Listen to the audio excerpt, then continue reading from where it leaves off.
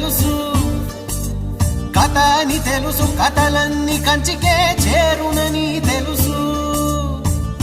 తెలుసు తెర తొలుగుతుందని, తెలుసు తెల్లారుతుందని, తెలుసు ఈ కట్టె పుట్టుకుమంటదని, తెలుసు ఈ మట్టి మట్టిలో కలిసిపోతదని.